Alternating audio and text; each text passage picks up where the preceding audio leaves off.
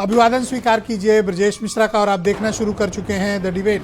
बहनों भाइयों, लोकसभा के बजट सत्र के प्रथम चरण के आज अंतिम दिन में ज्वाइंट पार्लियामेंट्री कमेटी की वक्फ मामले पे जो कानून बिल बनना है उस पर जो जेपीसी गठित की गई थी उसकी रिपोर्ट आज सदन में प्रस्तुत की गई और इसको लेकर भारी बवाल हो गया। वक्फ का बिल ऐसा है जो सत्ता पक्ष और प्रतिपक्ष दोनों के गले में फंसा हुआ है। विपक्ष इसको पास नहीं होने देना चाहता, इसमें खामियां निकाल रहा है और सत्ता पक्ष इसको पास कराने के रास्ते तलाश रहा है। इसमें राजनीति हो रही या फिर वाकई में वक्फ कानून बदलने के लिए सरकार गंभीर है? आज चर्चा है इसी विषय की। बहनों भाइयों, आज जब ज्वाइंट पार्लियामेंट्री कमेटी की बैठक की रिपोर्ट सदन में प्रस्तुत हुई, बड़ा बवाल हो गया।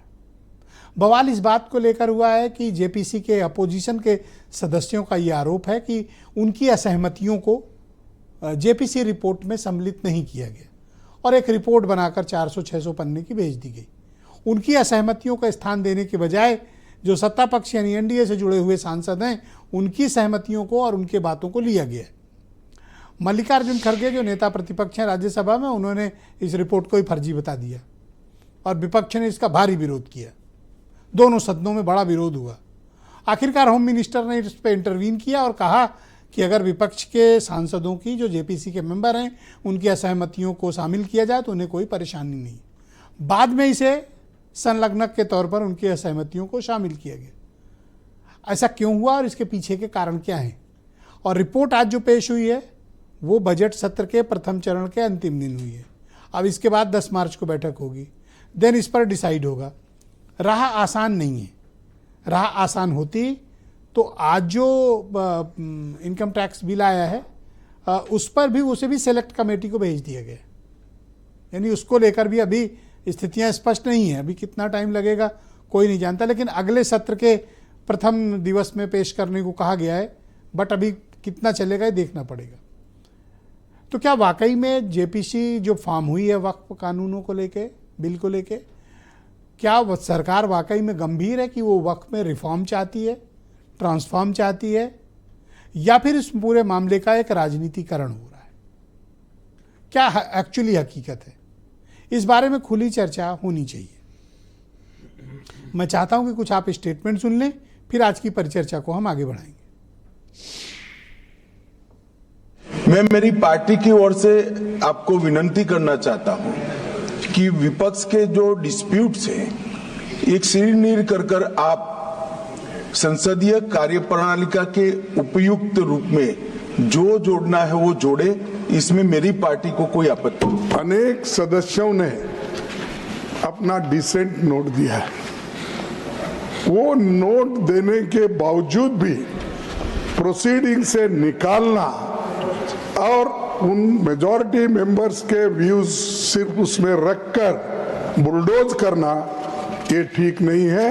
ये कंडेमेबल है और एंटी डेमोक्रेसिक है, एंटी प्रोसीजर है। वक्फ का जो बिल लाया जा रहा है ये सिर्फ और सिर्फ ना सिर्फ अनकॉन्स्टिट्यूशनल है, fundamental rights article 14, article 15, article 29 का ग्रेव वायलेशन है। ये वक्फ को बचाने के लिए नहीं है, वक्फ को मुसलमानों से छीनने के लिए, बर्बाद करने के लिए ये बिल लाया जा रहा है। हम लोग जो मेंबर हैं जेपीसी के, पार्लियामेंट के भी मेंबर हैं, अपने पार्टियों का प्रतिनिधित्व करते हैं। हमने जो अपना पक्ष रखा, हमने जो अपना विरोध दर्ज कराया, उसको जेपीसी की रिपोर्ट में शामिल तक नहीं किया गया। ये संसदीय परंपराओं का, संवैधानिक मान्यताओं का खुलेआम मर्दन है, उसको कुचला गया है। ऑलराइट, तो इस पर चर्चा को शुरू करते हैं। बीजेपी के प्रवक्ता संजय चौधरी मेरे साथ जुड़े हुए हैं, डॉक्टर पवन कुमार जैन हिंदूवादी नेता हैं, आसिम वकार एमआईएम के राष्ट्रीय प्रवक्ता, कर्नल शरद शरण मेरे साथ मौजूद हैं, समाजवादी पार्टी के प्रवक्ता हैं, मनीष सिंधवी कांग्रेस से हैं, एस.एम. अशरफ जाने माने स्कॉलर हैं इस्लामिक मामलों के, और वीरेंद्र सिंह जी हमारे स्टेट हेड। आप सभी का शुक्रिया।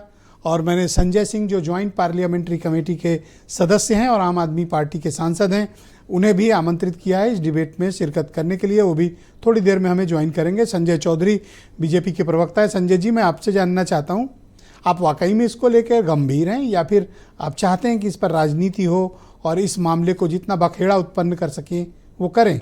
अगर आपका मसला सही था तो आपने जो डिसेंट नोट्स थे अपोजिशन मेंबर्स के जेपीसी के, उन्हें डिलीट क्यों किया गया? ब्रजेश भाई, जेपीसी की रिपोर्ट का निर्णय लोगों की राय के साथ एक चीज पर और आधारित होता है कि अध्यक्ष को इस बात का अधिकार होता है कि अगर अध्यक्ष के खिलाफ या समिति के खिलाफ कोई बात कही गई है तो उसे हटा दिया जाता है, उसे स्पंज किया जाता है। ये भारत की संसद की एक स्थापित परंपरा पहले से लेकर अभी तक बनी है। सारे के सारे लोगों की बात रखी गई है, लेकिन जो समिति के अध्यक्ष या समिति के बारे में किसी ने कोई ऐसी बात कही है, केवल उसको साइलेंट किया गया है। दरअसल जब भी कोई सदस्य बोलता है, जेपीसी में बोले या संसद में बोले, बोलने के बाद उसमें अगर कोई ऐसी बात होती है जो पीठ के खिलाफ होती है, संसद के खिलाफ होती है या परंपरा पर के यहाँ खिलाफ तो आरोप होती है कि आपने विपक्षी सदस्यों की असहमतियों को ही हटा दिया। बाद में जब बवाल हुआ तब आपने सहमति दी कि ठीक है आप शामिल कर लीजिए, हमें कोई एतराज नहीं। तो ये किया क्यों? ब्रजेश भाई, जब रिपोर्ट आती है तो रिपोर्ट पहले चरण के अंदर रिपोर्ट की जो प्रतिवेदन होता है वो शामिल किया जाता है। उसके एनेक्सर्स होते हैं जो उसके साथ लगे होते हैं, लेकिन वहां पर जो होम मिनिस्टर थे उन्होंने कहा कि इसके अलावा भी अगर जो कुछ कहना चाहते हैं, उनकी असहमति है तो उसे भी आप स्वीकार सत्ता करते पक्ष के तो सांसदों का एनेक्सर ले रहे हैं, उनकी बातें भी सम्मिलित कर रहे हैं, लेकिन जो अपोजिशन के मेंबर जेपीसी में हैं उनकी बात नहीं शामिल कर रहे हैं। तो ये कौन सा एनेक्सर हुआ? नहीं, देखिए ऐसा है कि जो लोग पहले विरोध कर रहे थे ब्रजेश भाई, वही अब विरोध कर रहे हैं। जो उनका कल तक स्टैंड था वही आज स्टैंड है और वही आगे स्टैंड तो होगा। आपका कर्तव्य था कि आप समुचित रिपोर्ट रखते। अभी तो वोटिंग वगैरह भी इस पे होगी, बहुत चीजें स्पष्ट होंगी, आपने काट छांट क्यों की? नहीं ब्रजेश भाई, अगर आपकी डिबेट में बैठकर मैं कोई ऐसी बात कहूं जो आपके चैनल के खिलाफ हो, जो भारत समाचार के खिलाफ अभी मैं बोलना शुरू करूं, तो आप उसे कट करेंगे कि नहीं करेंगे? अगर मैं भारत के संविधान के खिलाफ कोई बात कहने लग जाऊं तो आप उसे कट करेंगे कि नहीं तो क्या करेंगे? जो मेंबर क्या ऑफ उसे आप पार्लियामेंट हैं वो सार्वजनिक कर भारत देंगे? के खिलाफ बोल रहे थे? बिल्कुल, उन्होंने कहा ब्रजेश भाई, उन्होंने कहा, देखिए उन्होंने कहा कि इट इज अनकॉन्स्टिट्यूशनल, और अध्यक्ष के बारे में भी कहा। अनकॉन्स्टिट्यूशनल कहना कोई भारत का विरोध करना नहीं होता सर। नहीं, उन्होंने कहा कि यह समिति ही इसके बारे में काम करने की अधिकारी नहीं है। तो समिति किसने बनाई? समिति तो भारत की संसद ने बनाई ना। तो संसद ने जिस समिति को बनाई उसके सदस्य ही अगर ये कहें कि ये संसद की बनाई हुई समिति अनकॉन्स्टिट्यूशनल है, नहीं, जो तो मुझे लगता अनपार्लियामेंट्री कि लैंग्वेज उस है पे वो अध्यक्ष हटे, निर्णय लेकिन करेगा। आप असहमति नहीं हटा सकते, ये कहने का तात्पर्य। ना, अगर असहमति की बात नहीं हो रही ब्रजेश भाई, देखिए इसको आप देखिए, असहमति की बात नहीं हो रही है, सारी असहमति उनकी दर्ज है, लेकिन जो उनकी आपत्ति है अध्यक्ष के खिलाफ और समिति के खिलाफ, केवल वही फ्रीज की गई है। और किरण रिजिजू जी ने, संसदीय कार्य मंत्री ने, इसके बाद एक प्रेस करके इस बातों को बिल्कुल पाक और साफ तरीके से सामने रखा। ठीक, अब मेरे साथ ज्वाइंट पार्लियामेंट्री कमेटी के मेंबर और आम आदमी पार्टी के राज्यसभा सांसद संजय सिंह जी जुड़ गए हैं। मैं उन्हीं से समझ लेता हूं और उनसे पूछ लेता हूं कि आखिर क्या असहमति दर्ज की गई थी या नहीं, या विरोध करने के बाद में शामिल की गई। संजय सिंह जी, आपका स्वागत और धन्यवाद हमें समय देने के लिए। मैं आपसे वास्तविक स्थिति समझना चाहता हूं कि क्या आप लोगों की असहमति जो सदन में रिपोर्ट प्रस्तुत की गई थी उसमें दर्ज की गई थी या नहीं, सवाल नंबर 1। फिर जब आप लोगों ने हंगामा किया तो होम मिनिस्टर का स्टेटमेंट आया और उन्होंने कहा कि शामिल कर लिया जाए, हमें कोई परेशानी नहीं। वास्तविक स्थिति क्या थी? मैं इसलिए आपसे पूछ रहा हूं क्योंकि आप जेपीसी के मेंबर हैं और यहां जो कहेंगे सच कहेंगे।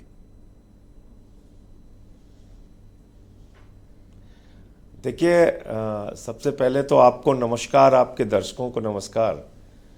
आपके सवाल में ही तो आपका जवाब है ब्रजेश जी। आप कह रहे हैं कि गृह मंत्री महोदय ने सदन में खड़े होकर कहा कि जिन सदस्यों की आपत्ति शामिल नहीं की गई है उसको शामिल कर लिया जाए। हमारी पार्टी को कोई आपत्ति नहीं है, तो इसका मतलब शामिल नहीं किया गया था। तभी तो उनको खड़े होकर कहना पड़ा, तभी तो विपक्ष को हंगामा करना पड़ा। एक बात। दूसरी बात, आप एक गैर संवैधानिक संशोधन कैसे ला सकते हैं? संविधान की धारा 25-26 क्या कहती है? जो बाबा साहब डॉक्टर भीमराव अंबेडकर जी के द्वारा लिखा गया भारत का संविधान है। अलग अलग धार्मिक मान्यताओं के लोगों को हिंदुस्तान के अंदर उनकी उपासना पद्धति के अनुरूप मंदिर जाने का, मस्जिद जाने का, चर्च जाने का, गुरुद्वारा जाने का, पूजा अर्चना करने का और अपनी धार्मिक संपत्तियों के प्रबंधन करने का, उसकी पूरी छूट भारत के संविधान के द्वारा दी जाती है। तो आप उस संविधान की मूल भावना के विपरीत जाके कोई संशोधन कैसे लेके आ सकते हैं? तो आप असहमत हो वक्फ सकते बिल हैं। क्या है?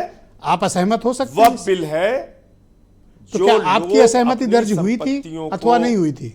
मदरसे के लिए, दरगाह के लिए, मस्जिद के लिए, हॉस्पिटल बनाने के लिए, सेवा के कामों के लिए, मैं पूजा समझ गया जी। अर्चना के लिए दान करते हैं। संजय जी, क्या ये आप लोगों की असहमति सम्मिलित की गई थी? और दान भी इतना ही नहीं ब्रजेश जी,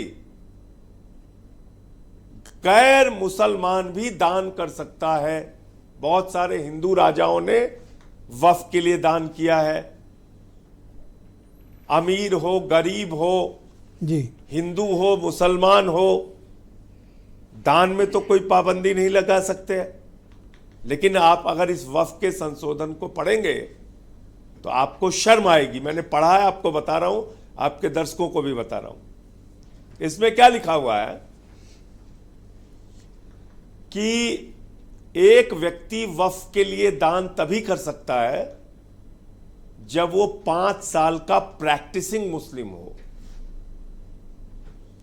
तो मैंने पूछा कमेटी के सामने कि क्या आप हिंदुस्तान के करोड़ों मुसलमानों के घर में सीसीटीवी कैमरा लगाएंगे कि वो 5 वक्त की नमाज पढ़ते हैं कि नहीं पढ़ते हैं, सिर्फ जुमे की पढ़ते हैं या सिर्फ ईद बकरीद की पढ़ते हैं? भाई आप कौन होते हैं ये तय करने वाले कि कोई व्यक्ति मुसलमान है कि नहीं है, प्रैक्टिसिंग मुसलमान है कि नहीं है? अरे भाई, दान हिंदू भी कर सकता है, मुसलमान भी कर सकता है, सिख भी कर सकता है, ईसाई भी कर सकता है, धर्म को मानने वाला भी कर सकता है ब्रजेश जी, और जो धर्म को नहीं मानता वो भी दान कर सकता है।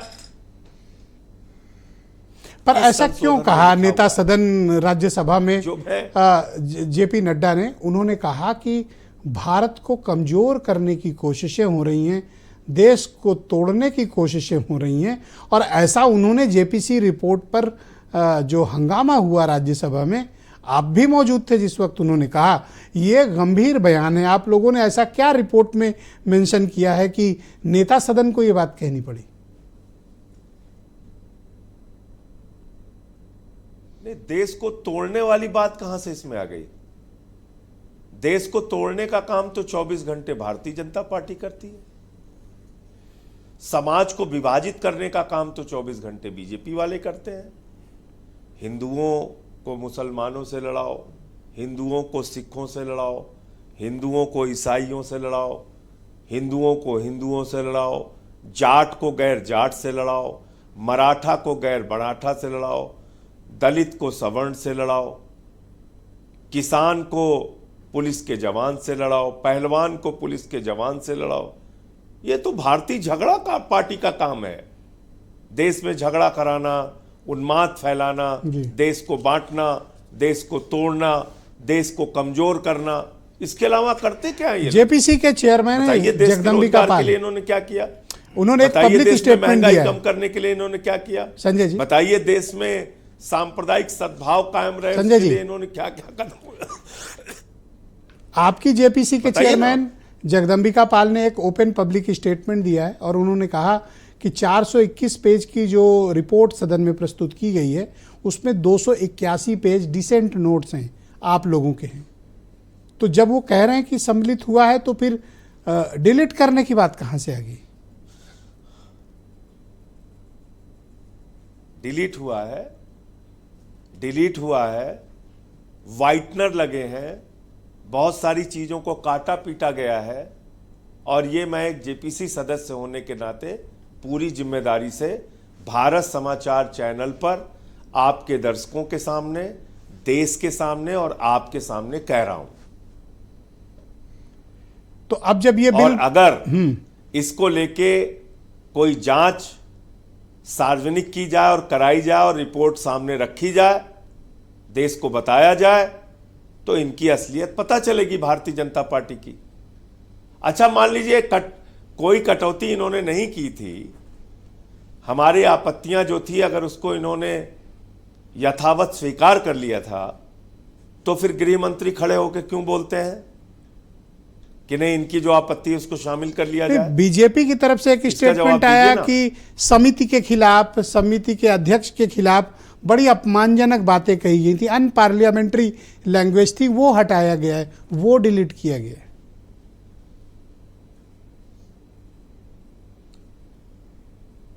भाई ऐसा है, आपत्ति देने वाले हम लोग, भाजपा का मेंबर जो ये पार्टी उनकी जो बयान दे रही है, उसमें से जो बीजेपी ने अपने मेंबर भेजे होंगे जेपीसी से, उनको पता है।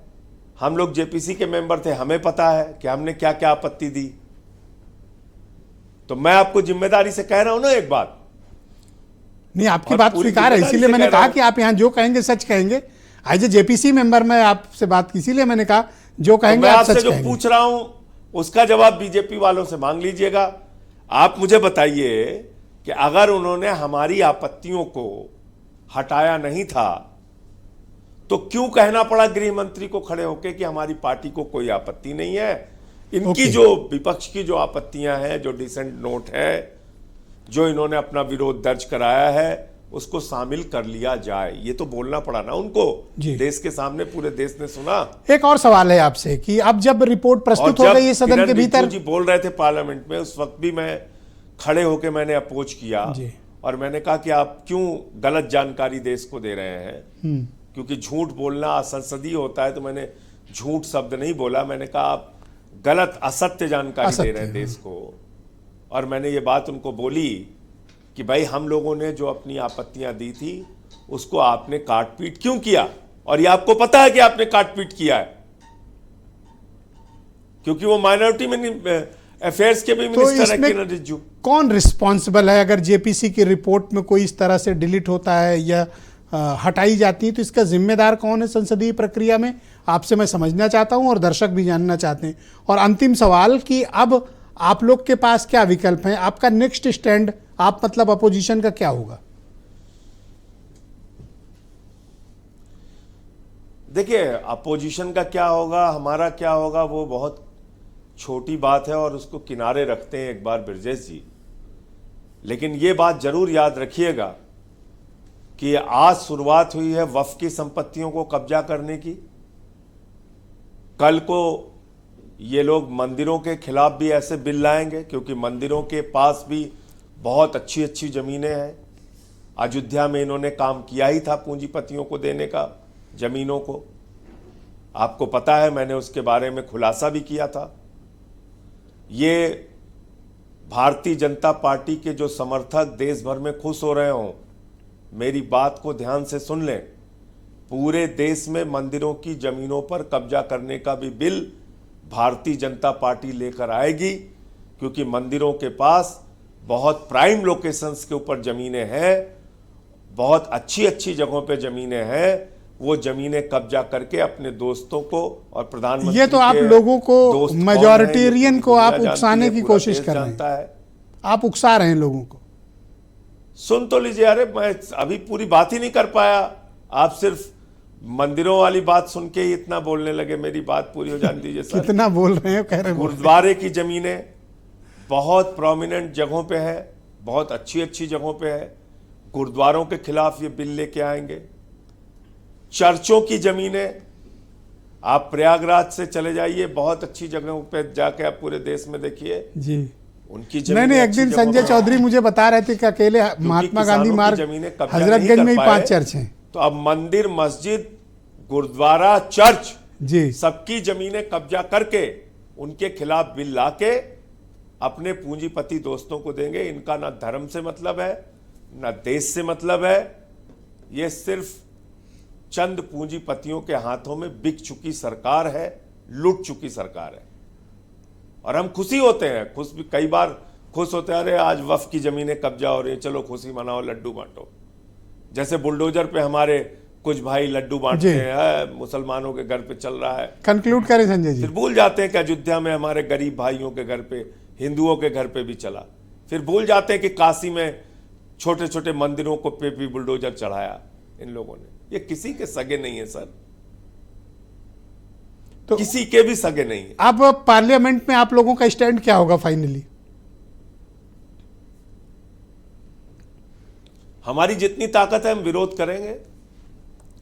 हम तो जिस दिन से पार्लियामेंट में गए हैं, इनके हर गलत काम का हमने विरोध किया, इसका भी विरोध करेंगे। बहुत शुक्रिया आपका, बहुत धन्यवाद हमें समय देने के लिए और जेपीसी के इशूज़ और जितने भी आज की कंट्रोवर्सी उस पर अपने विचार और बयान साझा करने के लिए। संजय सिंह जी आपका बहुत शुक्रिया और बहुत बहुत धन्यवाद। बहन भाइयों, इस पर चर्चा को आगे बढ़ाएंगे। मेरे साथ समाजवादी पार्टी के प्रवक्ता कर्नल शरद चरण मौजूद हैं। कर्नल साहब, मैं आपसे जानना चाहता हूं कि आज का जो रिसेंट विवाद है, क्या आप मानते हैं कि वाकई में सरकार सीरियस है बिल लाने के लिए, या फिर ये कि ये पॉलिटिकल इशू है ताकि ये डिबेटेबल रहे? बहुत बढ़िया सवाल किया आपने ब्रजेश जी। सरकार पूरी तरह से कंफ्यूज्ड है। मैं आपको 2-3 उदाहरण के साथ बताता हूँ। गृह मंत्री जी कह रहे हैं कि अगर कोई डिस्प्यूट्स हो तो नोट करा दीजिए। माननीय गृह मंत्री जी को उनके कर्मचारियों को समझाना चाहिए कि डिसेंट और डिस्प्यूट में क्या फ़र्क होता है, बहुत ज़रूरी।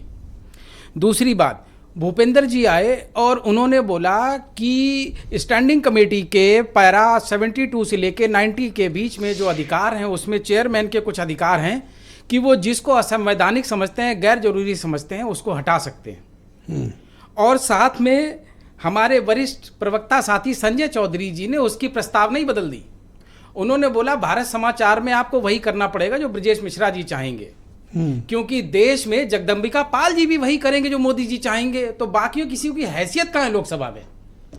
लेकिन इस कंफ्यूजन के बाद किरण रिजिजू जी आते हैं, कहते हैं हमने सूजा में रस्सी फंसाई, फाइल में छेद किया और पीछे आपने जो कुछ लिखा वो सब नत्थी कर दिया। अब काहे की शिकायत? पढ़े लिखे लोग ये जानते हैं कि जो आप संलग्न नत्थी करते हो, अगर मेन रिपोर्ट में उसका प्रस्तावना नहीं है, उसका उल्लेख नहीं है, उसके पक्ष को नहीं रखा, तो जो नत्थी करे रखे हो उसमें तो एक थोड़ा सा ब्लेड मारो और अलग कर दो। वो काहे का संलग्नक है? ये तो हो गई बाबू लोगों की भाषा। अब हम आपको साधारण भाषा में इसी को समझा देते हैं। ऐसे देखिए, ऐसे एक आए लोकसभा में, उन्होंने बाएं हाथ के अपने छाती पे दाहिना हाथ मारा और बोला एक अकेला, बाकी सब हंस रहे होंगे इस समय टीवी पे। उनका बैसाखी से चलते चलते जेपीसी और जेपीसी से चलते चलते संलग्नक है भी और नहीं भी। ये इस बिल को पास ही नहीं करा पाएंगे और इनका मकसद इस बिल की गंभीरता के लिए है ही नहीं। इनको हल्ला मचाना है। आर्मी की जमीन खानी है, रेलवे की जमीन खानी है, मंदिरों की जमीन खानी है, मस्जिदों की, वक्फ बोर्ड की जमीन खानी है, या तो कुंदरकी में तमंचा तानेंगे महिलाओं पे। पर यह तो अब तो ये मसला खत्म हो गया, क्योंकि होम मिनिस्टर ने सदन में कह दिया कि आपकी आपत्तियों को शामिल कर लिया जाए जी, तो मैटर क्लोज। अब हम कुछ कहेंगे तो आप फिर मुस्कुराएंगे। और क्या हंसने में भी कोई टैक्स है? नहीं तो घबरा गए काहे संलग्न कर दिए? जब आप हमको बता रहे हैं कि 72 से 90 में लिखा है कि जगदम्बिका पाल की सरकार है, जो चाहे रखें जो चाहे हटाएं, तो घबरा गए आधा घंटा में। बहुत शुक्रिया। वो भी राज्यसभा में। 10 सेकंड और दीजिए, आज थोड़ा 10 सेकंड और दीजिए। सामने तमंचा लगाएंगे, वोट डाले जाएंगे या फिर गोली मारी जाएगी। यही हकीकत है। रामपुर में 27% वोट पड़े, यही हकीकत है। लेकिन जनता को ये बात पता है कि ये गुंडे हैं, भू माफिया हैं, इनकी नजर सरकारी जमीनों पे है। इनकी किसी का भला करने का मकसद नहीं है। ये व्यापारी सोच के साथ निकले हुए हैं। भू माफिया सरकार है, लेकिन जाति और डूबती नैया है। बहुत शुक्रिया। मैं मनीष सिंधवी, कांग्रेस कमेटी के प्रवक्ता हैं। मनीष जी, आपका स्वागत। आपको किस बात का एतराज है जेपीसी में जो रिपोर्ट प्रस्तुत हुई? और इस रिपोर्ट को फर्जी कहना, ये तो संसदीय प्रक्रिया का अपमान है, संसद की जेपीसी का अपमान है, संवैधानिक प्रणाली का अपमान है। आप सहमत असहमत हो सकते हैं, पर किसी रिपोर्ट को फर्जी कहना, वो भी जेपीसी की रिपोर्ट पे, ये तो आपत्तिजनक है। देखिए, सबसे इंपॉर्टेंट होता है कि जब भी कोई रिपोर्ट या बिल पेश होता है, ड्राफ्ट होता है, तो उसका इंटेंट क्या है, उसके पीछे उसकी सोच क्या है। और जब सोच में खोट होता है तो वही होता है कि किसान बिल किसानों के लिए लाए जाते हैं, उनसे बात नहीं की जाती और अंत में वापस लेना पड़ता है। तो शुरुआत यहाँ से करते हैं। आज जब ये बिल पेश हो रहा था भाजपा की तरफ से, तो जय श्री राम के नारे लग रहे थे। ये वैसे ही हुआ कि अगर हिंदुओं के सनातन बोर्ड का कोई बिल पेश हो और अल्लाहू अकबर के नारे लगे, तो इंटेंट क्लियर हो जा रही है कि आप किस मकसद से आप मुसलमानों को नीचा दिखाने के लिए बिल पेश करना चाहते हैं। शुरुआत यहां से करता हूं। दूसरा, क्लॉज दर क्लॉज डिस्कशन होते हैं जेपीसी में, यानी खंड दर खंड, ये नहीं किया गया इस पर्टिकुलर वक्फ बिल में। तीसरी बात, जितने डिसेंट नोट लगाए गए वो हटा दिए गए। चौथी बात, एनडीए एमपीज ने 14 अमेंडमेंट किए, 14 आपने शामिल कर लिए। अपोजिशन एमपीज ने जितने सुझाव दिए आपने सब गायब कर दिए। मैं सिर्फ इंटेंट की बात कर रहा हूं कि आपकी सोच क्या है और आप चाहते क्या हैं। तो ये जो आपने आधी अधूरी रिपोर्ट प्रस्तुत की, ये संवैधानिक मान्यताओं का, लोकतांत्रिक परंपराओं का एक तरीके से हनन है। ये अपराध है जो पार्लियामेंट्री, इसको भंग कर देना चाहिए। जो पार्लियामेंट्री मंत्री हैं उनको हटा देना चाहिए और स्पीकर को भी माफी मांगनी चाहिए कि उन्होंने क्यों आधा अधूरा बिल पेश किया। देखिए, आधी अधूरी रिपोर्ट पेश की। सवाल इस बात का नहीं है कि यह बिल पहली बार पेश हुआ। मैं थोड़ी पीछे ले जाना ऐसे कोई दृष्टांत हैं कि इसके पहले भी डिलीशन वगैरह हुए? नहीं, मैं 1913 में इस बिल में पहला अमेंडमेंट किया गया, तो जो वक्फ डीड्स हैं उनको मान्यता प्रदान की गई। 1923 में जो रजिस्ट्रेशन थी उनको मैंडेटरी करने के लिए कहा गया। 1954 में सेंट्रल वक्फ काउंसिल और स्टेट वक्फ बोर्ड बनाए गए। 1995 में ट्रिब्यूनल्स बनाए गए और इलेक्टेड मेंबर्स का प्रावधान लाया गया। 2013 में जो इंक्रोचमेंट की समस्या थी उस पर बात की गई और ट्रिब्यूनल को एक्सपेंड किया गया। तो ऐसा नहीं कि रिफॉर्म्स किए नहीं गए हैं, लेकिन उसमें नियत साफ थी कि हम वक्फ बिल को, जो बोर्ड है उसको ठीक करने के लिए काम कर रहे हैं। इस बार पहली बार ऐसा हो रहा है कि हमारी इंटेंट, हमारी नियत खराब है। हम सिर्फ और सिर्फ ये तमाशा करके देश में एक बड़ी आबादी को ये हिस्सा देना चाहते हैं कि देखो हम मुसलमानों को कंट्रोल करके रखे हुए हैं, तुम हमको वोट दो। सारा का सारा खेल यहां पर है और दिक्कत हमें इस बात से है कि आप वक्फ बिल पेश करना ही नहीं चाहते, आप सिर्फ तमाशा करना चाहते हैं, आप सिर्फ नफरत फैलाना चाहते हैं और आप सिर्फ एक बड़ी कम्युनिटी जो आपके देश का हिस्सा है, संवैधानिक हिस्सा है, संविधान के द्वारा। व्हाट नेक्स्ट, अब क्या करने का प्लान है? हम लोग जितनी ताकत है उससे इनकी इस नियत का विरोध करेंगे। ऑलराइट, शुक्रिया आपका। मैं डॉक्टर पवन कुमार जैन, जाने माने हिंदूवादी नेता हैं, उनको आमंत्रित करता हूं। जैन साहब, आपका स्वागत। ये जेपीसी की रिपोर्ट को अपोजिशन प्रस्तुत करने को लेकर विवाद उत्पन्न कर रहा है। क्या आप मानते हैं ऐसा कि ये कानून वाकई में ज़रूरी है या फिर इस मामले का राजनीतिकरण हो रहा है? जैन साहब जी, नमस्कार। इस जेपीसी की अभी आदरणीय संजय जी ने बताया कि यह भीमराव अंबेडकर जी की संविधान का जो है वो दुरुपयोग किया जा रहा है, उसको खराब किया जा रहा है। तो आदरणीय संजय जी को मैं ये जानकारी देना चाहता हूं कि उनके संविधान में कहीं कोई वक्फ बोर्ड नहीं था। अपनी जानकारी वो अपडेट कर लें।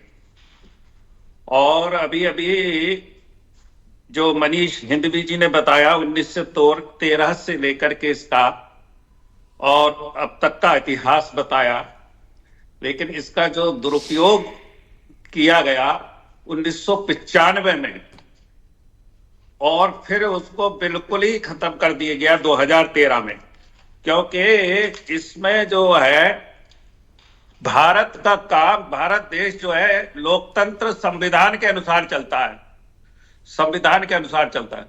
ये मेरी आवाज इधर से नहीं, आपकी आवाज आ रही है। आप कैमरे पे हाथ ना लगाएं, आप बोलें। मेरी एक आवाज, आप हाथ हटा लें कैमरे से और बोलें, आपकी आवाज आ रही है। तो ये जो संविधान है वो कोई समस्या, जब किसी में कोई विवाद होता है तो न्यायालय में जाते हैं। तो मुझे एक बात बताइए कि ऐसा क्या इंटरेस्ट है कि वक्फ को रेगुलेट किया जाए या वक्फ के नए कानून लाए जाएं? इसकी आवश्यकता आप महसूस करते हैं? भाई, जब भी कोई किसी दो पक्षों में विवाद हो तो उसका न्यायालय करेगा फैसला। मैं दूंगा, प्लीज। हाँ, इसमें कहां समस्या है? आज किसी भी के पास एक इंच जमीन भी बिना उसको प्रमाण दिए उसकी नहीं हो सकती। जी। लेकिन वक्फ बोर्ड को कोई प्रमाण ही नहीं देना, किसी की भी जमीन पर चादर बिछा सकते हैं। अगर उस गलती को सुधार किया जा रहा है तो किसी को इसमें क्या आपत्ति हो सकती है? कहा जो संविधान के मानने वाले हैं उनमें किसी को क्यों आपत्ति हो सकती है? थैंक यू सर, थोड़ा सा वक्त का अभाव है, मैं सेकंड राउंड में आपको बाकी स्थान दूंगा आपकी ओपिनियन रखने के लिए। मैं एसएम अशरफ साहब को आमंत्रित करता हूं और फिर फाइनल ओपिनियन आसिम वकार के लेंगे। अशरफ साहब जी, जेपीसी की जो रिपोर्ट है उस पर अपोजिशन का आरोप है कि उनकी असहमतियों को हटाया गया, पर आज होम मिनिस्टर ने कहा नहीं, शामिल कर लेते हैं। ये विवाद खत्म, और क्या आप मानते हैं कि इसकी आवश्यकता है? देखिए, राजनीतिक लोग हैं, वो उस पर बहस करेंगे, उस पर बात कर रहे हैं, वो डिस्कशन चलता रहेगा। मुझे बहुत ज़्यादा इस पर बात नहीं करना, क्योंकि मेरी नज़र में अगर आप देखिए, जेपीसी जब भी कभी बनी, आप भी इतनी उम्र आपके हो गए, इतने लंबे अरसे से आप एंकरिंग कर रहे हैं, जेपीसी का मतलब ये होता था कि अब आपने किसी चीज़ को उठा के कूड़ेदान में डाल दिया, पता भी नहीं लगता था कि उसमें क्या मीटिंग हो रही, क्या हो रही है। 6 महीने इन सब ने उसका एंजॉय किया है। हमारा कहना है कि अगर आप जब मेजॉरिटी इसके अंदर जेपीसी के अंदर बीजेपी से है, चाहे वो राज्यसभा के मेंबर हों, चाहे वो पार्लियामेंट के मेंबर हों, आपके जितने भी एतराज़ात थे सब वहां गिर गए डिस्कशन के अंदर। जब आपके एतराज़ात ही गिर गए तो आपने क्यों नहीं बाहर आके कहा कि हम जो पॉइंट को हम लेके जा रहे हैं, ये सारे एतराज हैं, सब एक फर्जी कमेटी बनी हुई है, इसमें मेजॉरिटी सारे बीजेपी के लोग हैं, ये वही करेंगे जो ये करना चाह रहे हैं। आपकी मंशा और नीयत खुद साफ नहीं थी। 6 महीने आपने एंजॉय किया इस चीज को, आज बैठकर विलाप कर रहे हैं। क्यों विलाप कर रहे हैं? क्योंकि आपको समाज में रहना है, आपको बताना है कि हमने ये क्या डिसेंट नोट से क्या होता है। आपका वो पार्ट होना चाहिए था, डिस्कशन का पार्ट। अगर वो नहीं बनता था, जजमेंट के अंदर वो आना चाहिए था, मीटिंग के अंदर। आप कह रहे हैं एनेक्सर से खुश हो रहे हैं आप? एनेक्सर 365 पड़े रहेंगे, कोई उसको पूछने वाला भी नहीं मिलेगा। आपकी जरूरत भी तो पार्ट होता है। नहीं, क्या पार्ट होता है? जब आप जेपीसी की जो रिपोर्ट गई उसमें कहीं नामो निशान नहीं। अब आप एनेक्सर लगा देंगे साहब कि इन लोगों ने एतराज किया, तो वो भी तक कहने के बाद उससे हमें कोई खुशी नहीं है। हमसे सुनिए, हमारा तो सीधा सा मुद्दा ये है कि ये सारे लोग जो हैं, भाई एक तरह से नूरा कुश्ती में तो इसको कहूंगा। आपको अगर बीच में लग रहा था, एहसास हो रहा था कि सरकार खाली एक नाम के लिए इसने बनाया, हर कीमत पे इसको पास करेगी, मेजॉरिटी भी इसके पास ज्यादा है, आपके एतराज की कोई अहमियत उन लोगों ने नहीं दी, जो आपने बीच में किया। क्यों नहीं बाहर लेके आ पाए? क्या हम इस पॉइंट पे एतराज कर रहे हैं, उसको जो है नहीं मान रहे? छोड़ देते आप, कमेटी छोड़ देते। जरूरत क्या है कमेटी में रहने की? क्या आज बैठ के आप विलाप कर रहे हैं? आपको छोड़ देना चाहिए। तो मेरा एतराज इस सारी पॉलिटिकल पार्टी से, इवन इंक्लूडिंग वो जो मुस्लिम मेंबर्स है, उन पर भी मेरा एतराज है। आज आप कह रहे हैं इस बात को। अरे भाई ओवैसी साहब तो थे ना। कोई साहब रहे हो, किसी की वजह से तो कोई चीज नहीं। वक्फ बोर्ड के अंदर अगर ये हो गया है इस वक्त, हिंदू ये बिल क्या है? इस बिल के जरिए वो मुसलमानों की संपत्तियों पर नहीं, बल्कि मुसलमानों पे राज करने की कोशिश की जा रही है। विचारधारा थोपने की बात हो रही है, मुसलमानों पे हिंदू विचारधारा थोपने की बात हो रही है, ना कि उनकी संपत्ति को जो है लेने की बात हो रही है। इतने बड़े मुद्दा, डीएम को आप पावर दे रहे हैं, किसी भी चीज को जो है वो उसके यहां आपको रजिस्ट्रेशन कराना पड़ेगा। हमारे मुद्दे तो वहीं खड़े हैं। आपके विलाप, आपके रोने से हुआ क्या? और 2 शुतुरमुर्ग हैं उसके अंदर, वो सपोर्ट कर देंगे, बिल पास हो जाएगा, चाहे वो नीतीश कुमार हो, चाहे वो जो आपके जो है नायडू साहब हो। तो ये सब चीजें तो बिल्कुल नजर आ रही। हमारे लिए कोई बहुत आपने डिबेट नहीं बुलाया, मैं आ गया हूं। वरना सच बात ये, जिस दिन से सरकार ये लेके आई थी, मुझे उसी दिन से मायूसी थी। मुझे पता है सरकार वही करेगी, बिल्कुल मायूसी है कि सरकार जो चाह रही वो करेगी। सरकार जो चाह रही करेगी, ये लोग जबरदस्ती का शोर मचाएंगे, आज थोड़ा बहुत करा, कहानी खत्म हो जाएगी, ये बिल उठा के पास हो जाएगा। तो अपोजिशन भी सीरियस नहीं हो? सीरियस होकर क्या करेंगे? 2 शुतुरमुर्ग साथ में बैठे हुए हैं, उनके सपोर्ट से पास हो जाना, आप देखिएगा वो सपोर्ट कर जाएंगे बिल को। वो कहेंगे आपने तो बड़े मायूस दिख रहे हैं मुझे। मायूस इसलिए देख रहे हैं कि हम देख रहे हैं, नजर आ रहा है ना। मैं आसिम वकार कम्युनिटी को जो हम बिलोंग करते हैं, तो हमें पता है कि हमारी सोच क्या है। आसिम वकार को आमंत्रित करते हैं और सबकी बात लेकर उन तक पहुंचा गया, तो अब वो उनके साथ एक फाइनल ब्रीफिंग लेते हैं। आसिम वकार साहब, मैं उम्मीद करता हूं कि आज के डेवलपमेंट्स आपने ज़रूर सुने होंगे। मैं जानना चाहता हूं कि जेपीसी की ये रिपोर्ट अब सदन में प्रस्तुत हो गई है, क्या धारणा आप रखते हैं कि क्या सरकार वाकई में सीरियस है, या फिर वो चाहती है कि इसका पॉलिटिकल इशू बना रहे?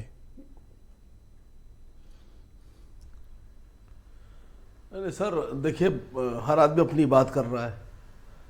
शुरुआत भारतीय जनता पार्टी के प्रवक्ता से हुई, वो बताने लगे असंवैधानिक जो बातें थी वो हटा दी गई, और गृह मंत्री जी कह रहे हैं कि सारी आपत्तियां जो हैं वो वापस से आप दाखिल कीजिए, हमें कोई एतराज़ नहीं है।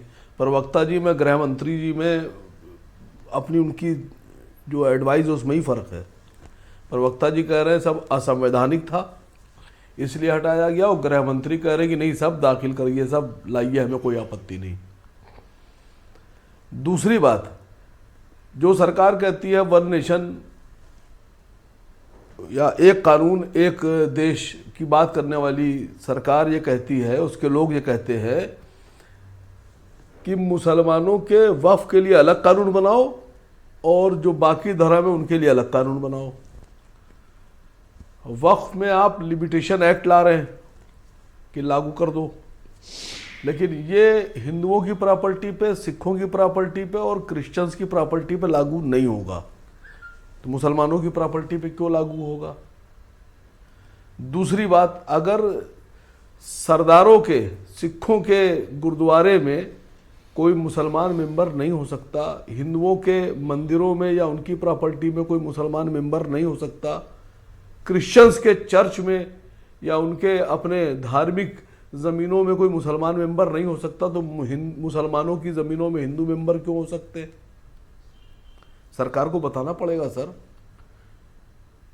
दूसरी बात, अगर आपने जेपीसी बनाई थी तो उसमें लोगों ने अपने मशवरे भी दिए, अपनी एडवाइस दी है, उसमें आपत्तियां दर्ज कराई, जो गलत चीज़ें थी उस पर आपत्ति दर्ज कराई गई है।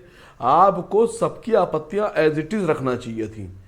मैं समझता हूं कि असंवैधानिक वो होता है कि किसी ने गाली बकी होती, किसी ने बुरा कहा होता, किसी ने असंवैधानिक शब्दों का इस्तेमाल किया होता, आप हटा पर संजय चौधरी ने तो यही बात कही कि भाई जेपीसी के अध्यक्ष को गाली दे रहे हो, समिति के खिलाफ बोल रहे हो, तो इसलिए वो हटाए गए। नहीं, आप लोकसभा चलती है, लोकसभा में अगर किसी ने कुछ असंवैधानिक वर्ड बोला है तो वो हटा दिया जाता है, लेकिन अगर किसी ने कोई आपत्ति दर्ज कराई थोड़ी ना हटाई जाती है। फिर आपके जेपीसी बनाने का फायदा क्या हुआ भाई? ये आप सीधा सीधा बोल दिए कि साहब जेपीसी हम इसलिए बना रहे हैं कि हम पूरे देश को बेवकूफ बना रहे हैं। वक्फ के प्रॉपर्टी के दुरुपयोग की बड़ी शिकायतें आ रही हैं।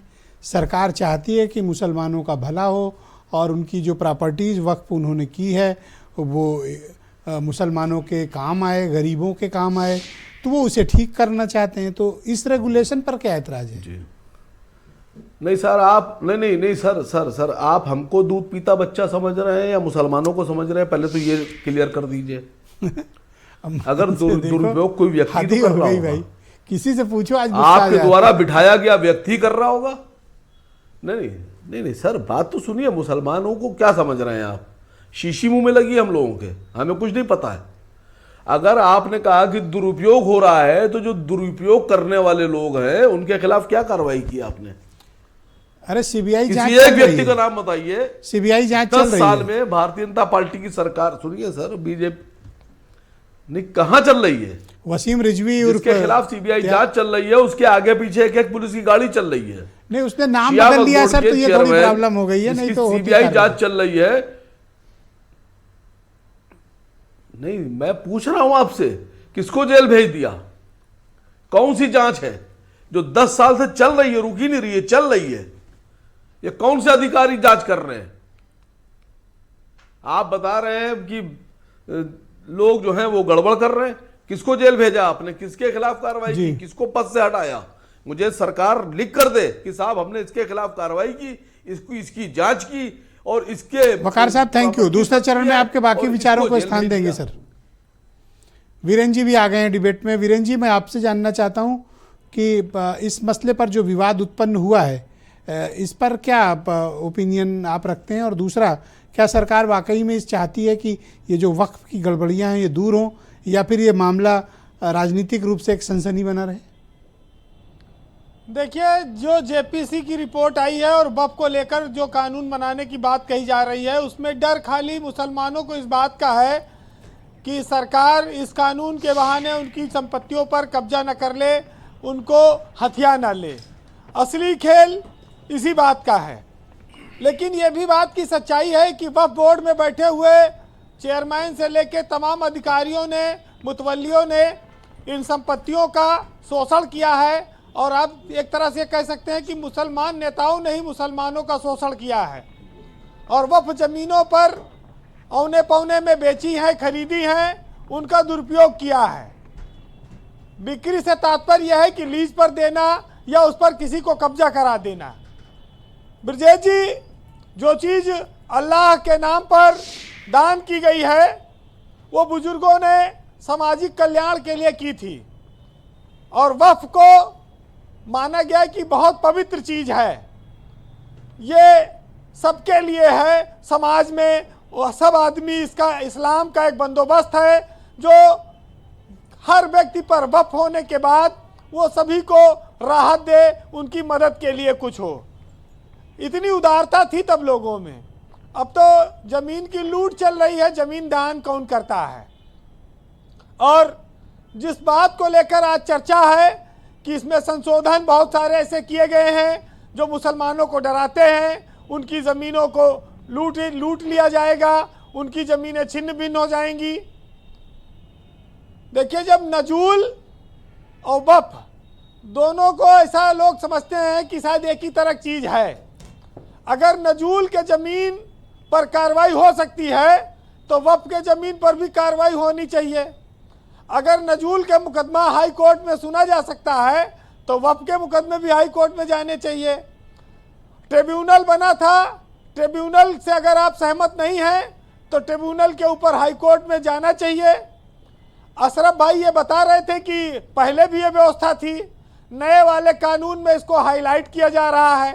तो ऐसा लग रहा है कि जैसे पहली बार इसमें हो रहा है कि अब हाई कोर्ट में भी जा सकेंगे।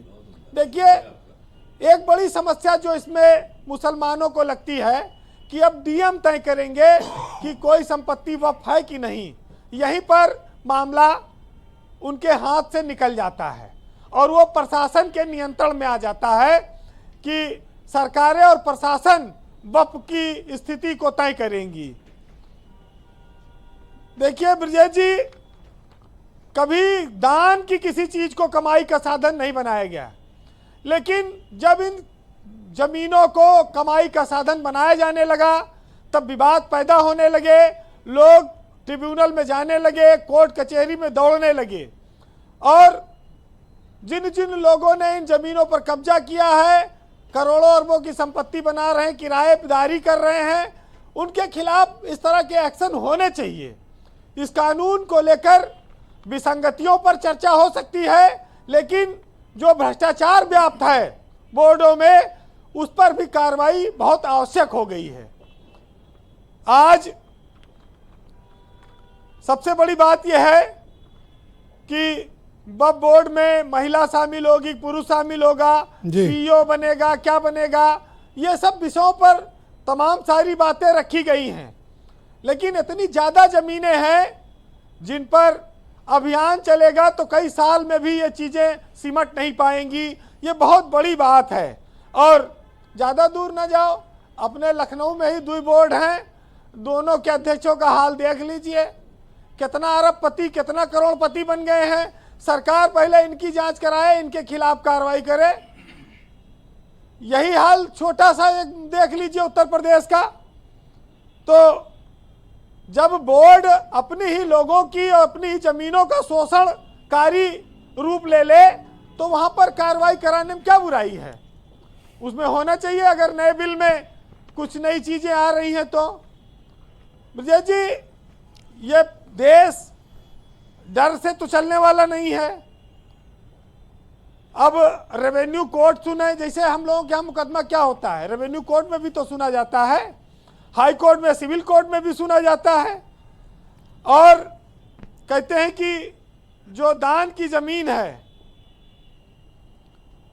वो सबके काम आनी चाहिए, कि खाली जो प्रभावशाली और मुतवल्ली हैं उनके काम आए, ये भी देखना होगा।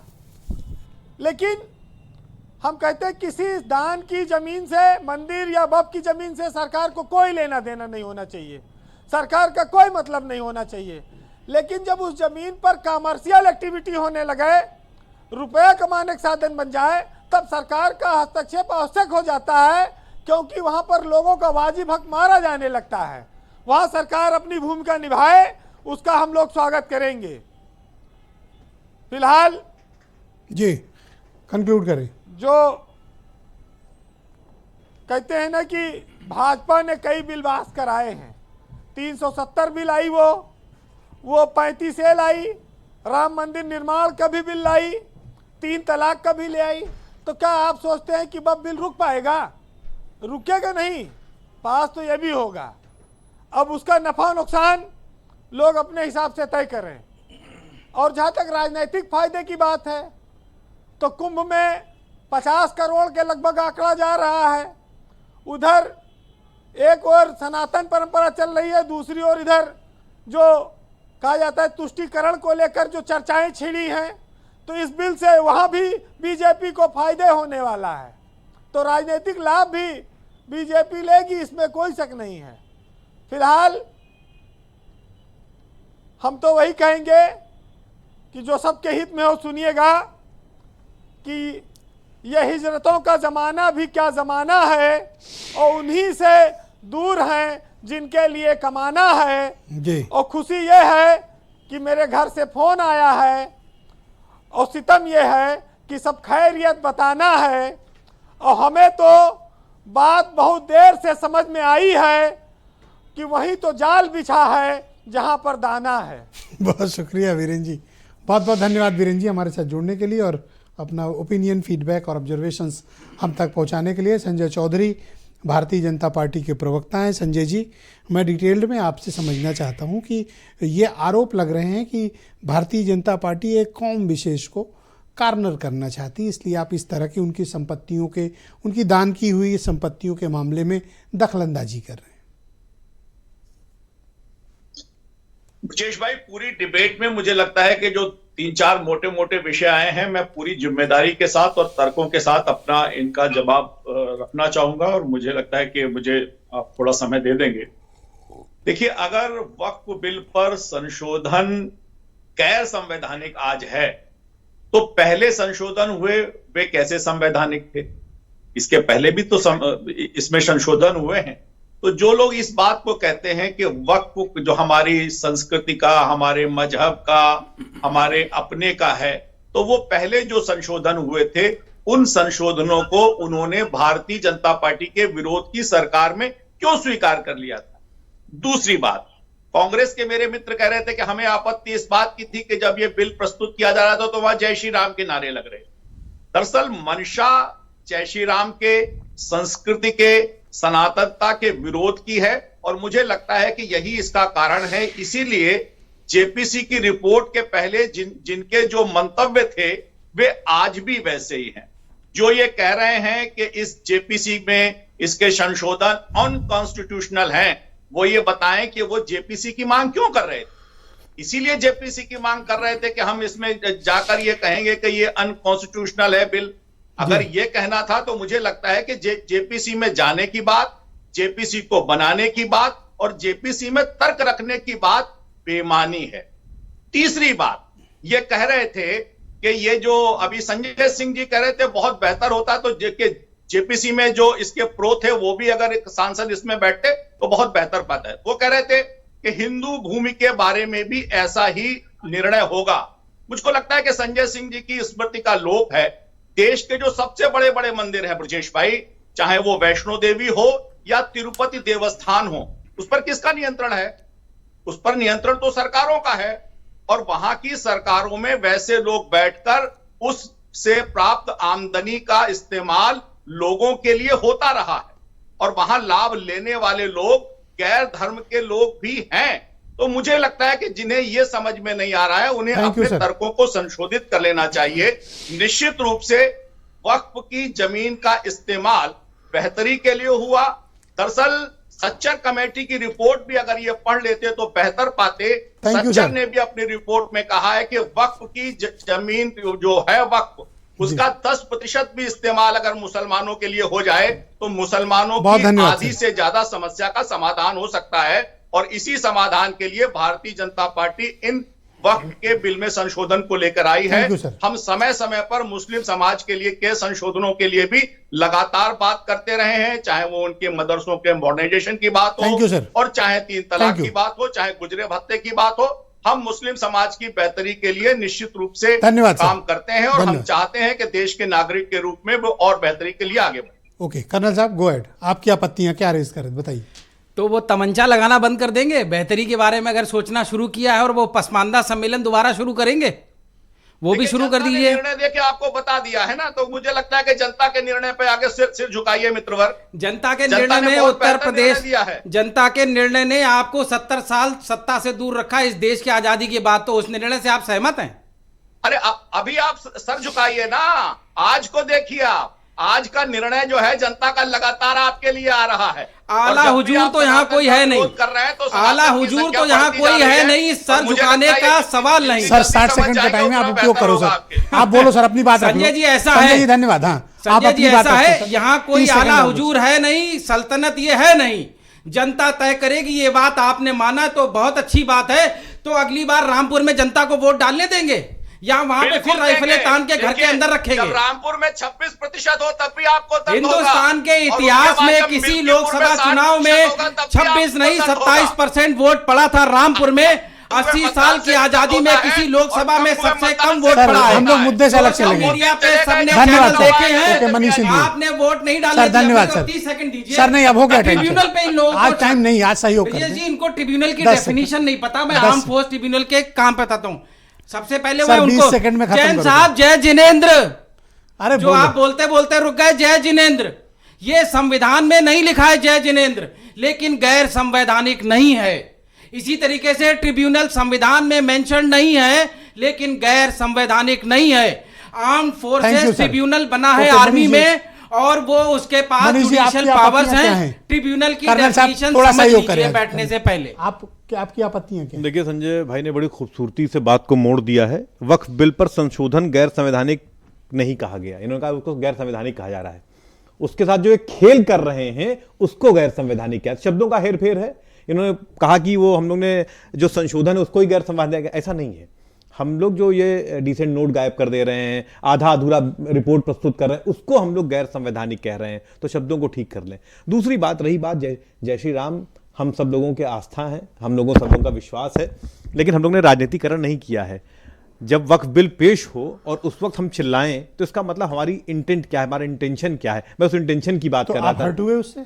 मैं सिर्फ ये कह रहा था कि कल को अगर सनातन का कुछ पेश होगा और अल्लाह अकबर के नारे तो यही संजय चौधरी अपना छाती पीटना शुरू कर देंगे। देखिए, हम इस देश में हिंदू, मुसलमान, सिख, ईसाई, जैन, बौद्ध सब साथ रहते हैं। एक दूसरे को नीचा नहीं दिखाना है। पवन जैन जैसे व्यक्ति हिंदू समाज की लड़ाई लड़ रहे हैं। एक दूसरे को नीचा नहीं दिखाना है। वो हिंदू समाज की लड़ाई नहीं लड़ रहे हैं, वो अपने एक पूर्वाग्रह से मारे हुए हैं। थैंक यू सर, आज थोड़ा सा वक्त की कमी। पवन जैन जी मेरे साथ जुड़े हैं। पवन जी, इन लोगों की आपत्तियां हैं कि साहब मुसलमानों की जमीन को सरकार रेगुलेट करना चाहती है, मुसलमानों को कॉर्नर करना चाहती है। और संजय सिंह जो हमारे साथ सांसद जी जुड़े हुए थे, उन्होंने कहा कि धीरे धीरे हिंदुओं की, फिर ईसाइयों की, फिर हालांकि जैन नहीं बोला उन्होंने। उस बात को उन्होंने अभी भाजपा के प्रवक्ता ने भी कहा, और अभी बकार साहब की भी कष्ट था और शरद राणा जी का भी था। देखिएगा, कुंभ का संचालन आजम खान साहब ने किया। विश्व का सबसे बड़ा सांस्कृतिक, हिंदू समाज का सबसे बड़ा सांस्कृतिक कार्यक्रम है। काशी विश्वनाथ बोर्ड में नहीं सवाल पूछेगा ये, आजम खान साहब ने किया। और भारत के बड़े बड़े जितने मंदिर हैं, जो तिरुपति बालाजी मंदिर है, उसका अध्यक्ष जो है ईसाई है। तो हम ये लोग संविधान को मानने वाले नहीं हैं। ये कह रहे हैं कि पवन जैन हिंदू नहीं है, ये कुछ और। भगवान राम का चित्र भारत के संविधान में है। भगवान महावीर का चित्र भारत के संविधान में है। अल्लाह अकबर का चित्र भारत के संविधान में नहीं है। ये लोग संविधान नहीं मानते। तो ये जय जिनेंद्र कह के ये आपके ऊपर एक कमेंट कर रहे हैं शायद, करके आज तक इन सब ने मिलकर के, थैंक यू सर, मुस्लिम थोड़ा वक्त कम है सर, सहयोग करें सर। पवन जी धन्यवाद सर। भला नहीं किया। अशरफ साहब गो अहेड, एक 60 सेकंड सर। हाँ, 60 सेकंड में मुझे सिर्फ 2 बातें कहनी है। पहली चीज, आप ये वक्फ बिल पे पहले एक डिबेट आप कर चुके हैं, बहुत सी बातें मैं उसमें ला चुका था, इसलिए मैं ज्यादा उस पर नहीं बोला। लेकिन ये बता दूं कि सरकार का खुद वक्फ की प्रॉपर्टीज में कब्जा है। कितनी प्रॉपर्टी ऐसी जो बंजर के नाम पर दर्ज कर रखी सरकार ने, वो है कब्रिस्तान। जब फसली रिकॉर्डों पर आप जाएंगे कब्रिस्तान है। तो स्वामित्व के नियमों में जो परिवर्तन इनको करना है, इसमें इनका खुद का मंशा यह है कि दरगाहें, मस्जिदें और कब्रिस्तान पे जिसका सीधा असर पड़े। और जब जिस प्रॉपर्टी को हम चाहें, डीएम के पास ये पावर होनी चाहिए कि वहां रजिस्ट्रेशन आप कराइए। जो वाद खत्म हो चुका हो, आज भी जिसके पास कब्जा है वो अपना वाद दायर कर सकता है। प्रॉब्लम जो है इस एक्ट की सबसे बड़ी अगर है, वो आपकी प्रॉपर्टी को रेगुलेट करके भलाई के काम कर रहे हैं। यही तो मैं कह रहा हूं साहब, सब कुछ करते हैं आप। आपको 2-3 चीजों की जरूरत क्यों आ गई? जब वक्फ कमिश्नर था वो सरकार का अपॉइंटी था, वो कोई कहीं से कोई मुतवल्ली आ गया अपॉइंटी नहीं था। वो सरकार का लेफ्टिनेंट के अपॉइंटी था पास, लेफ्टिनेंट के मुतलका पास धन्यवाद, वो सर। आपको नोट सर एक झूठ और आ गया है सर एक झूठ और आ गया नहीं, सर है वो आसिम वकार की बारी। वकार साहब, मैं आपसे जानना चाहता हूं कि अगर वक्फ की प्रॉपर्टीज़ का इंसानियत के लिए, मुसलमानों की भलाई के लिए सरकार इस्तेमाल करना चाहती है या उसे रेगुलेट करना चाहती है, तो इस पर आपत्ति का कोई वैलिड रीजन है या सिर्फ वो बीजेपी कर रही है इसलिए प्रश्न उठाना है? नहीं देखिए, सरकार को लग रहा है और सरकार के लोगों को लग रहा है कि वो सारे काम अच्छे ही कर रहे हैं। किसान बिल भी लेकर आए थे, पूरे देश में एक एक किसान ने उसका विरोध किया, और सरकार के जो लोग थे जो सरकार से जुड़े थे वो कह रहे थे नहीं बड़ा बढ़िया बिल है, बड़ा फायदा होगा किसानों को, किसान सब बिल्कुल अंबानी और अडानी से ज़्यादा अमीर हो जाएंगे। और किसान जिसके लिए लाया गया वो विरोध कर रहा था, आखिर में बिल वापस लेना पड़ा। अब यही लोग जो किसान बिल को अच्छा बता रहे थे वो आज वक्फ बिल को अच्छा बता रहे हैं। जिनके लिए बिल आप ला रहे हैं वो कह रहे नहीं हमें चाहिए ही नहीं आपका बिल खराब है। नहीं साहब, आप चार नेता विरोध कर सकते हैं, हो सकता है कि अधिकांश मुसलमान चाहते हो कि उनके इस वक्फ के चीजों को ठीक किया जाए, हो सकता है मुसलमान चाहते हो। आप देखिए लाइन ओपन कर दीजिए साहब, ऑनलाइन व्यू ले लीजिए आप। बीजेपी को लाइन लगा के मुसलमान ऑनलाइन व्यू ले लीजिए जेपीसी बनाकर। सुनिए सर, वकार सर, अरे सुनिए सर, पूरे देश में जेपीसी बनाकर पूरे देश में आपने चर्चाएं की, मीटिंग्स की, सरकार के 2-3 लोगों को छोड़कर मैं समझता हूं पूरे देश के मुसलमानों ने इसका विरोध किया है। तो कहां से आप अच्छी बात कर रहे हैं? दूसरी बात, अभी आपके चैनल पर एक साहब बैठे हुए हैं, उन्होंने कहा कि अंबेडकर के संविधान में वक्फ है ही नहीं। सर, सरकार आई, जो अंबेडकर जी ने बिल पेश किया है वही 1950 में, जो संविधान पेश किया 1950 में किया। देश आजाद ही हुआ है 1947 में, और जो भारत में पहला वक्फ आया है वो सन 1200 ईस्वी में आया है। 1200 ईस्वी में मोहम्मद गौरी दुनिया में जो पहला वक्फ वजूद में आया है वो मदीने में आया है। 600 खजूर के बागों को वक्फ किया गया था ताकि गरीबों की रोजी रोटी चलाई जा सके। उनका सल्तनत काल से आ रहा है। Okay, alright, 10 second. Thank you Waqar साहब, थोड़ा सा आपने बना दिया। जब सरकार बनी है, तिरुपति तिरुमाला बोर्ड के जो अध्यक्ष BR नायडू तब बनेगा ना जब सरकार पहले ही जूलियन साहब का है। अरे थैंक यू सर, बहुत शुक्रिया सर, बहुत शुक्रिया पहले का वक्फ sir, thank you sir, Bharat की आजादी से पहले का वक्फ सर, बहुत धन्यवाद सर, बहुत धन्यवाद सर, थैंक यू सर, बहुत शुक्रिया आप सभी का, बहुत धन्यवाद। और अपने सभी अतिथियों का मैं शुक्रगुजार हूँ। संजय सिंह जी भी हमारे साथ जुड़े थे, उनका भी बहुत धन्यवाद। और बहनों भाइयों, आप सबका भी बहुत शुक्रिया कार्यक्रम देखने के लिए, धन्यवाद, नमस्कार।